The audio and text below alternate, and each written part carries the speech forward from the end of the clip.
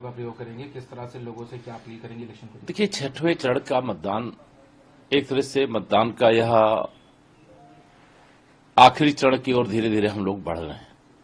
छठवें चरण के मतदान को लेकर के मैं भी बहुत उत्साहित हूं, क्योंकि कल मैं भी अपने मताधिकार का प्रयोग करूंगा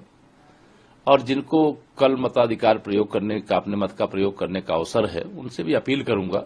कि लोकतंत्र के महापर्व को सफल बनाएं। एक वोट की इतनी बड़ी ताकत होती है कि अगर मजबूत भारत के लिए अपने घर से निकल करके लोग वोट डालने का काम करेंगे, विकसित भारत के लिए अपने घर से निकल करके वोट डालने का काम करेंगे, महिलाओं के जो आधी आबादी है समाज की, उसके सशक्तिकरण के लिए लोग घरों से निकलेंगे, ग्लोबल मैन्युफैक्चरिंग का हब बनाने के लिए भारत को लोग अपने घर से निकल करके वोट डालने का काम करेंगे, इस देश को विकसित भारत बनाने का जो एक सुनहरा अवसर आया है, इसके लिए अपने घर से निकलें, अपने मताधिकार का प्रयोग करें। मेरा भी कल ही मतदान होना है, तो मैं तो मतदान को लेकर के बहुत उत्साहित हूं और सबसे अपील भी करता हूं कि लोग अपने मतों का प्रयोग करें और लोकतंत्र को मजबूत बनाएं और मजबूत सरकार के लिए अपना मत प्रदान करें। एक सवाल है, हाईकोर्ट का फैसला आया है कि जो गलत तरह से ओबीसी सर्टिफिकेशन का एक प्रोसेस हुआ था ममता बनर्जी की गवर्नमेंट में, उसको हाईकोर्ट ने मना भी किया, जिसके ऊपर कहा है ममता बनर्जी ने इस फैसले को मानते नहीं है। किस तरह से देखिए, क्योंकि जो देखिए, कांग्रेस, समाजवादी पार्टी, टीएमसी और इंडी गठबंधन के जुड़े हुए दल कहने के लिए कोई ओबीसी वर्ग से आता है, कोई ओबीसी को न्याय दिलाने की बात करता है, लेकिन ओबीसी के साथ ये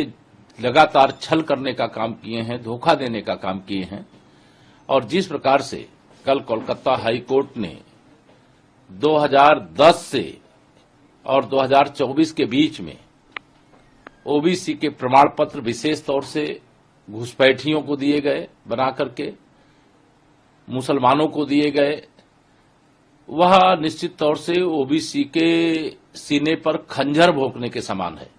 और इसे किसी भी कीमत पर सहन नहीं किया जा सकता है। माननीय उच्च न्यायालय के आदेश का तत्काल पालन होना चाहिए और इस प्रकार की देश के किसी भी राज्य में गड़बड़ियां हैं तो उसकी जांच होनी चाहिए, उसकी समीक्षा होनी चाहिए। उत्तर प्रदेश में भी इसकी व्यापक समीक्षा करने का काम करेंगे, जांच करने का काम करेंगे, क्योंकि ओबीसी के अधिकारों को भारतीय जनता पार्टी दिलाने का काम करती है, किसी को छीनने नहीं देंगे और कोई चीज पर्दे के पीछे अगर हो रहा था तो उसे उजागर करने का काम करेंगे। काफी सवाल है, उत्तर प्रदेश से भी रिजर्वेशन को जुड़ी हुई खबर है कि पूर्व की सरकारों में जो ओबीसी रिजर्वेशन के तहत कई मुस्लिम जातियां हैं जिनको रिजर्वेशन दिया गया, कहा गया कि उसकी भी शायद जांच। देखिए, वोट जिहाद की बात करने वाले, वोट बैंक की राजनीति करने वाले इस प्रकार के जो काले कारनामे किए हैं उसका खुलासा होगा, उसकी जांच होगी और जांच करके जो भी सपा की सरकार में या बसपा की सरकार में या कांग्रेस की सरकार में इस प्रकार की गड़बड़ी हुई है, उसको जांचने के बाद जो ओबीसी का हक है वो ओबीसी को दिलाएंगे। धर्म के आधार पर भारत का संविधान किसी को आरक्षण देने की अनुमति नहीं देता है और वह किसी भी स्तर पर, चाहे वह मंडल आयोग की सिफारिशों में भी जो 27% आरक्षण ओबीसी को दिया गया है, उसमें भी कई मुस्लिम जातियों को जोड़ा गया है। यह मैं व्यक्तिगत स्तर से कह रहा हूं कि उसकी भी एक बार समीक्षा होनी चाहिए कि धर्म के आधार पर ओबीसी में विशेष तौर से एक धर्म विशेष के लोगों को जोड़ करके, मुस्लिमों को जोड़ करके ये ओबीसी के अधिकारों का हरण करने का प्रयास है। ये गलत है और इसकी जांच होनी चाहिए और ओबीसी के साथ न्याय होना चाहिए।